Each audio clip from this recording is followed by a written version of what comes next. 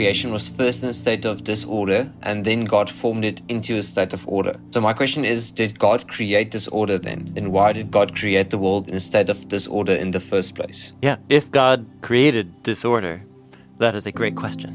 Do you think this question gets us too far out of the Bible and into just philosophy, or do you think the Bible gives us a really good grounding to answer this question? Yeah, I think the biblical authors are doing heavy-duty philosophical lifting by means of these stories and symbols. Okay, let's get into it then. Yeah. Did God create disorder? Well, I think emphatically no. Not because such an idea is offensive. It's an incoherent thing to say, because for the biblical authors, disorder is non-creation. It's the opposite of creation. So creation means to create a realm of structure, order, life, stable patterning in which there's, for the biblical authors, dry land for humans to live on. So this was a really helpful introduction to concepts of creation and nothingness and disorder.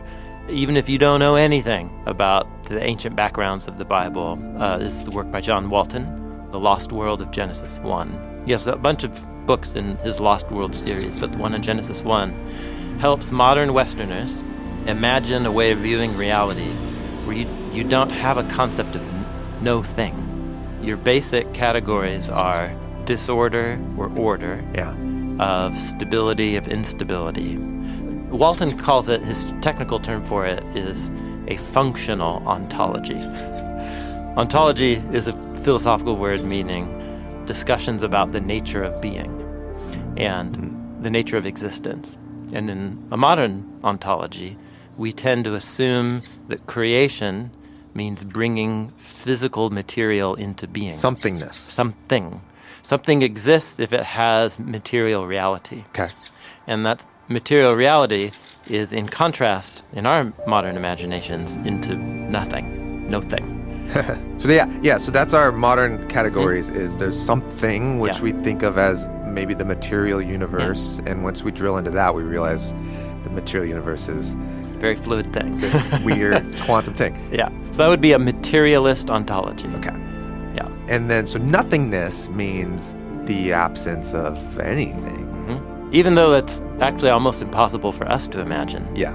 We have a category for that. That's what we mean by nothingness. That's what we mean by nothingness. But the ancients didn't think that. They didn't use that language or use those concepts. For them, the binary, like opposition, was between creation, which was order.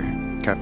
And the opposite of creation is, and the biblical authors primarily use images to talk about the opposite of creation. And there's a network of them. One is darkness. The other is the waters. The abyss. The abyss waters, the Tehom of Genesis 1, verse 2. Or the desert. The wilderness. The wilderness. And those are the three chaos realms, or the three realms of disorder, that if you look in the literature of Israel's neighbors, and you can go south to Egypt, you can go to Canaanite or to Mesopotamian literature, and it's a very common trope to begin creation stories by describing a disordered land with the desert or with the waters. Okay, so the desert, the abysmal waters, the darkness, they represent this idea of disorder. Yeah. Yet they conjure up images of settings. Of something material in our imagination. Something material in my imagination. Yeah. And so then the question becomes, who created that? Right. How did that come to be? Right. And that's the question here. Okay, if there is a disordered realm, it's not the wilderness, it's not darkness, it's not the abysmal waters, but that's how we can get to it. That's right. Well, it is something. So then who created it? Or am I wrong? It's not something. It's actually nothing. It's the opposite of creation. Okay. So if we let's use our modern imaginations. If let's say using a materialist ontology. Okay. So if we're saying God created something out of nothing, then for us it's incoherent to say, well, who created nothing? It's a contradiction in terms to say who created nothing. Right. We're like, well, nothing is the opposite of creation. Creation is the thing that's the opposite of nothing. Right. So that's why it's a contradiction in terms to say who created disorder. Who created the dark chaos waters? Well, that's the opposite of creation. So, But it feels like something to me. to our imaginations, All right. it's something. Okay, That's great. because we have a different way of imagining what existence is. And so, for the biblical authors, for the opening line, in the beginning, God created the skies and the land. If you take that as a narrative action, that God created everything in that moment, however long or whatever, then when you come to verse 2, if you take that to be the next narrative action, now, the land was wild and waste, and darkness was over the surface of the deep. If that's how you interpret the relation of verse 1 and 2, you do have a problem. Because you're like, oh, God created everything, verse 1. Yeah. But that everything's in a state of disorder. Okay. So God created the disorder in which he's going to bring and then that, order. There's a whole bunch of interpretations that fall if you take that view.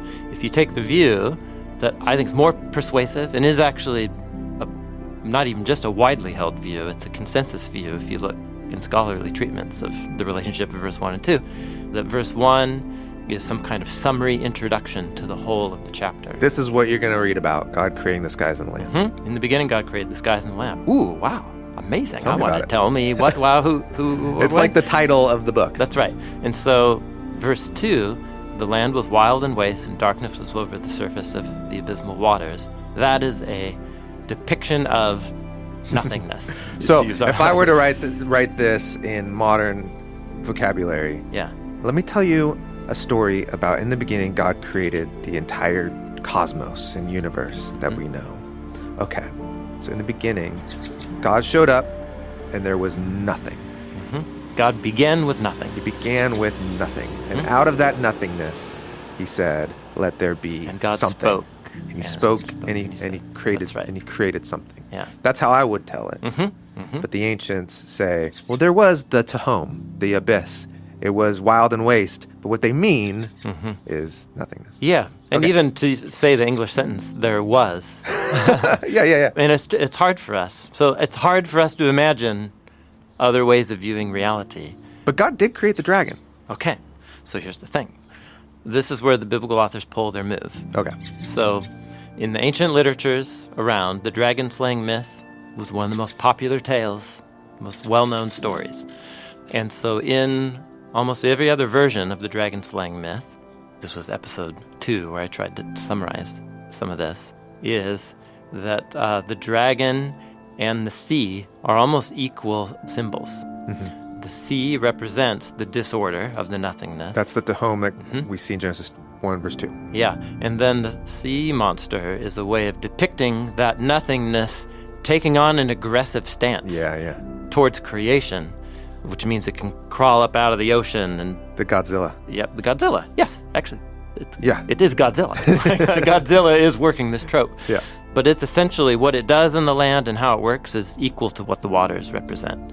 So you can talk about the waters of the flood overwhelming creation, or you can talk about the sea monster on dry land. What the biblical authors want to do is the waters retain their cosmic chaos symbol meaning. And God gives them a boundary. God puts a boundary on it. But the biblical authors also want to say that there is no creature in heaven and earth that isn't ultimately subject to God's will. So to whatever degree chaos becomes a creature, that thing is God's. Yep. So it is ultimately subordinate to God's will in some way, unless God decides to set up creation such that it goes on a journey from nothingness into union with God's own beauty and allows a degree of freedom for other wills to exist in the world. And this is what's happening in the 7-day creation narrative with the rulers above and then the rulers below. Yeah. So is that roughly So I guess clear? the really quick answer is God did not create disorder. He created order. Yeah. And anything that counters that order to drive it back to disorder, that's the chaos dragon. Yep. The biblical authors use the symbol of the dragon to describe how intelligent creatures that have a will, that God allows an agency and will in creation, when they unleash chaos and reduce it back to disorder, the biblical authors use the dragon symbol to describe those creatures. Okay. Which is why rebel spiritual beings are described as snakes and dragons. Yeah. And it's why rebel human beings are described as snakes and dragons, which means that they have changed the meaning of the dragon symbol within the biblical story. Okay. That's not primarily the meaning of the dragon symbolism in ancient Near Eastern literature. So they've pulled a fast one. They're innovators. Yeah. Yeah.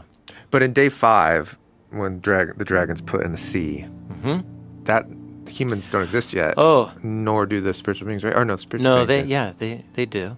Oh, well, so there we're back to the dragon taming strategies. Okay. They've reduced what is in their neighbors' literature The rival god. the rival deity or a cosmic rival Yeah. to the creator god and turned Just it into another creature. Yeah, rubber ducky or a dangerous one.